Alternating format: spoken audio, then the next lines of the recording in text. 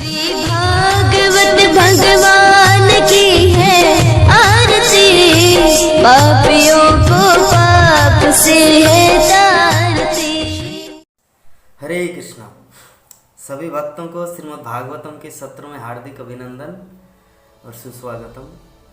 आज का हमारा विषय है श्रीमद् भागवतम के पंचम स्कंद का सप्तम अध्याय। अध्याय का नाम है महाराज भरत के कार्यकलाप। यही महाराज भरत जिसके नाम से भारतवर्ष हुआ, भगवान ऋषभदेव के पुत्र। तो ये भरत महाराज संपूर्ण संसार के, पूरे पृथ्वी के सम्राट थे और उनके कार्यकलापों का वर्णन इस अध्याय में सुखदेव गोस्वामी परीक्षित महाराज को सुना रहे। तो भरत महाराज अनेकों वैदिक यज्ञ किए थे। वैदिक यज्ञ का अर्थ है जैसे अश्वमेध यज्ञ, गोमेध यज्ञ, विभिन्न राजसूय यज्ञ। ये सब यज्ञ करने से क्या होता है, उस समय अभी वर्तमान कलियुग में यज्ञ है संकीर्तन यज्ञ, जो हरे कृष्णा कृष्ण कृष्ण हरे हरे, हरे राम राम राम हरे हरे। ये हरे कृष्ण महामंत्र के माध्यम से हम लोग यज्ञ का फल लाभ करते हैं। तो वो भी ऐसा यज्ञ जो हम लोग साक्षात भगवान कृष्ण से मिल जाते हैं, कृष्ण के पास चले जाते हैं इस महामंत्र के माध्यम से, जबकि उस यज्ञ में सिर्फ स्वर्गलोक तक ही सीमित था। अश्वमेध यज्ञ करना, राजसूय यज्ञ करना, इसमें क्या होता है, स्वर्गलोक तक जाते हैं और पुण्य जब खत्म होते तो फिर लौटकर पुनर्जन्म के चक्र में आना पड़ता। लेकिन ये संकीर्तन यज्ञ जो महाप्रभु हम सबको दिए, हरे कृष्ण महामंत्र, ये सबसे बेस्ट यज्ञ है समस्त यज्ञों में। तो महाराज भरत उस समय प्राचीन इतिहास में जब जिस भारत से ये भारतवर्ष नाम हुआ इस पृथ्वी का, भारत का अर्थ ये नहीं होता कि सिर्फ जम्मू कश्मीर से लेकर कन्याकुमारी तक, पूरे संपूर्ण पृथ्वी को भारतवर्ष कहा जाता था। लेकिन कालक्रम में खंड खंड विभाजन होकर अलग अलग सभी प्रांत बन गया। कोई अमेरिका तो कोई ऑस्ट्रेलिया, तो कुछ भूटान, नेपाल, जापान, चीन, रसिया, इस प्रकार सारे विश्व में अलग अलग विभाजन हो गया। जबकि वास्तविक और सच्चाई ये है कि संपूर्ण पृथ्वी लोक को भारतवर्ष कहा जाता था। तो भगवान को प्रसन्न करने के लिए महाराज भरत ने विभिन्न प्रकार के अनेकों वैदिक यज्ञ किए। सब जितने सारे यज्ञ करना चाहिए एक राजा के होने के नाते सब किया। कालांतर में महाराज भरत गृह त्याग किया। गृह त्याग करके वो हरिद्वार में रहने लगा। कालांतर मीन्स प्रत्येक व्यक्ति की आयु को 4 विभाग में विभाजित किया गया है। ब्रह्मचारी, गृहस्थ, वानप्रस्थ और सन्यास। 25 वर्ष तक ब्रह्मचारी अवस्था में रहना चाहिए और 25 वर्ष गृहस्थ अवस्था में। फिर जब बच्चे होते, बड़े हो जाते हैं, पत्नी को बच्चे के टेक केयर में सौंप कर वो वानप्रस्थ ले लेता है, घर परिवार छोड़ देते हैं, उसके बाद सन्यास। तो इस प्रकार महाराज भरत भी अपने जीवन में वर्णाश्रम धर्म को बहुत ही सुंदर ढंग से पालन किया और अपना समय भक्ति कार्यों में बिताने लगा हरिद्वार में। तो हरिद्वार में बिताने के बाद अपने पिता ऋषभदेव की आज्ञा से भरत महाराज ने विश्वरूप की पुत्री पंचजनी से विवाह किया।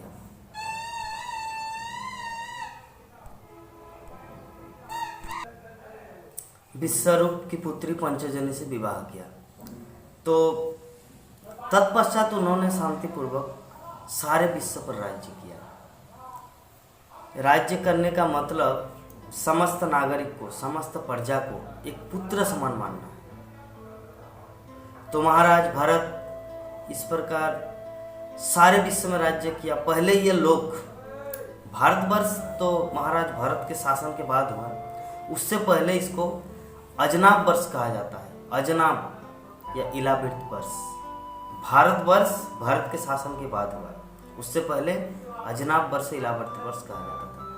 किंतु महाराज भरत महाराज को पंचजन के गर्भ से 5 पुत्र रत्नों की प्राप्त हुई। जो विश्वरूप की पुत्री पंचजनी से महाराज भरत ने शादी किया। शादी करने के बाद उनके गर्भ से 5 पुत्र उत्पन्न हुआ। पहला पुत्र है सुमति, दूसरा है राष्ट्रभृत, तीसरा है सुदर्शन, चौथा है आवरण तथा पांचवा है धूम्रकेतु। तो 5 पुत्रों का नाम रखा गया जब उनका जन्म हुआ। तो उसके बाद भरत महाराज धर्म के पालन में अपने पिता के पद चिन्हों को अनुसरण करने में अत्यंत कठोर थे। भगवान ऋषभ देव जो आदेश दिया था जितना कुछ भगवत भक्ति के लिए, भगवत साधना के लिए, महाराज भरत अपने पिता की एक एक आज्ञा को, एक एक बात को इतना सुंदर ढंग से और इतने कठोरता के साथ पालन किए थे। धर्म के विषय में महाराज भरत बहुत ही कठोर थे। ऐसे ही कोई भरत का नाम से भारतवर्ष नहीं होगा। मतलब किस तरह का धार्मिक, किस तरह का भगवान के शुद्ध भक्त थे महाराज भरत। तो इस प्रकार फलतः उन्होंने अपनी प्रजा, जो धर्म के पालन में जो कठोर होता है, जो सुंदर ढंग से धर्म पालन करता है, वही व्यक्ति सारे प्रजाओं को सुंदर ढंग से संचालन कर पाता है। तो धर्म पालन में अच्छे थे, जिसके कारण उन्होंने अपनी प्रजा पर सुचारू रूप से शासन किया। क्योंकि जो खुद पापी होता है वो दूसरों को कैसे धार्मिक पथ में लाएंगे, जबकि भरत महाराज खुद सुंदर ढंग से भक्ति किया था, धर्म का पालन किया था, जिसके कारण सारे प्रजाओं को वो भक्ति साधन में, धार्मिक कार्यों में लगा पाया और सुंदर ढंग से उसको शासन किया। तो परमेश्वर को तुष्ट करने के लिए अनेक यज्ञ संपन्न करने के कारण वो स्वयं अति संतुष्ट थे। ये भक्ति का फल होता है। जब व्यक्ति खुद भक्ति करता है, सुंदर ढंग से करता है, तो उनके हृदय में एक संतुष्टि, सेटिस्फेक्शन मिलता है। जैसे कोई 64 माला जप करते हैं एवरीडे, तो कोई भगवत गीता पढ़ते, भागवतम पढ़ते हैं, वैष्णवों की सेवा करते हैं, तो उनको आनंद मिलता है। तो उसी प्रकार भरत महाराज को बहुत आनंद हुआ था कि जितने सारे यज्ञ किए थे, प्रजाओं को शासन किया था, खुद धार्मिक था। तो वे भगवान वासुदेव मीन्स भगवान श्री कृष्ण का निरंतर अपने हृदय में धारण करके सर्वदा उनका चिंतन करते थे। और चिंतन करते करते राजकार्य कर चुकने के बाद उन्होंने अपने साम्राज्य को 5 पुत्रों में बांट दिया। 5 पुत्रों को बांट दिया, अलग अलग प्रांतों में उनको एक एक राजा बना दिया। ऐसे में जब तक भरत महाराज थे तब तक एक छत्र सम्राट था पूरे विश्व का। उसके बाद 5 पुत्रों को जब बांट दिया, 5 राज्य को अलग अलग, जैसे ये छोटा राज्य था, जैसे भारतवर्ष एक है लेकिन उसका 28 राज्य है, तो उसी प्रकार पूरे पृथ्वी का सम्राट था महाराज भरत। तो उसके बाद जब उनका 5 पुत्र हुआ तो 5 पुत्रों को अलग अलग भागों में विभाजित किया गया। और इस तरह करके भारतवर्ष खंड खंड, उनके कारण खंड खंड नहीं हुआ था, उनके पुत्रों के कारण। जब तक कोई धार्मिक सनातन धर्म को एक सेंटर पॉइंट में रखकर वो भक्ति करेगा, शासन करेगा, राज्य शासन, तो कभी विभाजित नहीं होगी। जैसे इस्कॉन, शिल प्रभुपाद इस्कॉन स्टैब्लिश किया, रसिया का इस्कॉन बोलिए, America ISKCON, Indian ISKCON, Australian ISKCON, ये कोई ISKCON means ISKCON, not eastern Indian ISKCON, Australian ISKCON, Ukraine ISKCON, ऐसा कुछ नहीं। ISKCON means ISKCON. तो उसी प्रकार सनातन धर्म मीन्स सनातन एक था। ये तो कालकर्म कली के प्रभाव से खंड खंड हो गया, भारतवर्ष अलग अलग जगहों में विभाजित हो गया, जबकि पूरा पृथ्वी एक ही था, भारतवर्ष। तो महाराज भरत इस प्रकार अति संतुष्ट है। सब उसका भगवान वासुदेव के प्रति भक्ति बढ़ गया, और भक्ति बढ़ते बढ़ते उन्होंने अपने पिता के पद चिन्हों का बहुत ही सुंदर ढंग से पालन किया।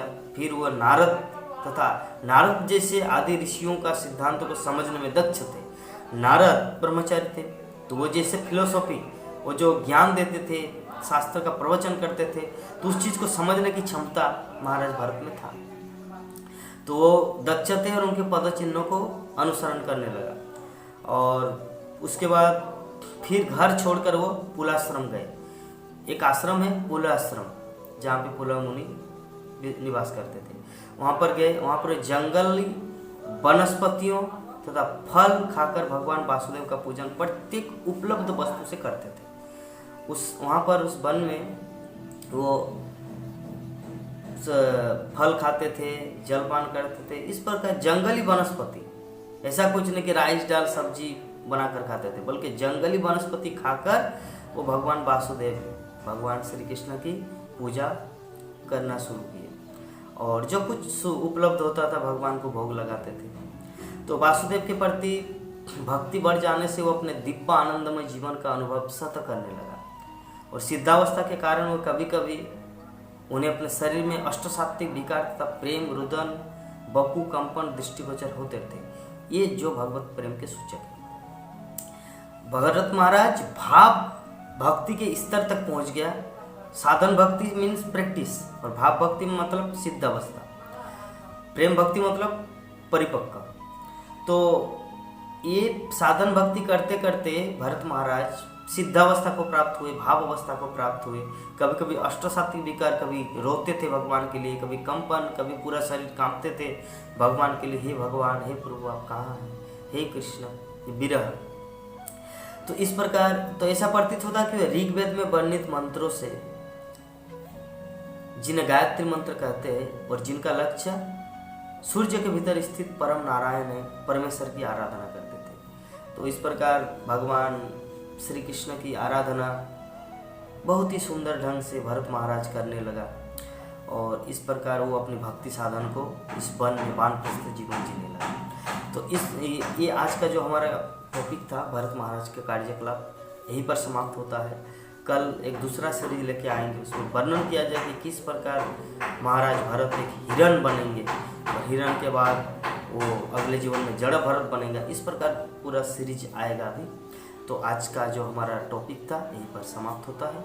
आप सबको बहुत बहुत धन्यवाद श्रीमद् भागवतम के सत्र को सुनने के लिए। हरे कृष्ण।